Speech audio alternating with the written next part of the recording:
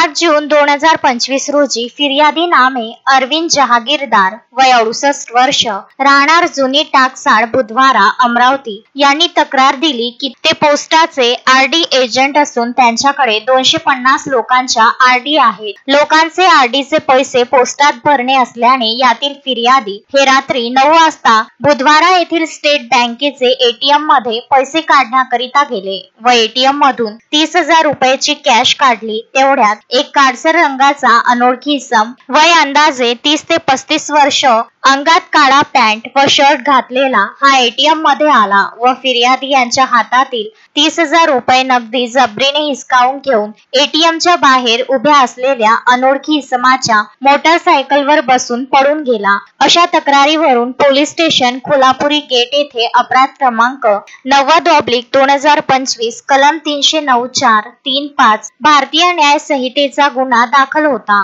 सदर गुन्ह्यात आरोपितांनी गर्दीचे ठिकाणी मुख्य शहरात ही घटना केल्याने गुन्ह्याचे गांभीर्य ओळखून वरिष्ठांनी तात्काळ सदर गुन्हा उघड करण्याकरिता आदेशित केले होते. 9 जून 2025 रोजी गुन्हे शाखा युनिट क्रमांक 1 चे अधिकारी व अंमलदार यांनी गुन्ह्याचा समांतर तपास करीत घटनास्थळावरील तसेच आजूबाजूचे सीसीटीव्ही फुटेजची पाहणी केली. तसेच गुप्त बातमीदाराकडून माहिती काढून सदरचा गुन्हा हा आरोपी नामे चेतन प्रधाने वय 25 वर्ष राहणार परदेशीपुरा महाजनपुरा अमरावती यांनी त्याचे साथीदार नामे अंकुश कोठार राहणार महाजनपुरा अमरावती याच्यासह केला आहे. यातील आरोपी क्रमांक 1 महाजनपुरा येथून ताब्यात घेतले असून आरोपी क्रमांक 2 फरार आहे. तसेच गुन्ह्यात वापरलेले वाहन लाल रंगाची ऍक्टिव्हा क्रमांक MS27 BN 1960 अंदाजे किंमत 50,000 रुपयाची त्यांच्याकडून ताब्यात घेतली. आरोपी क्रमांक 1 तसेच गुन्ह्यात वापरलेली गाडी पुढील तपास कामी पोलीस स्टेशन कोल्हापुरी गेट यांच्या ताब्यात देऊन गुन्हा उघडकीस आणला.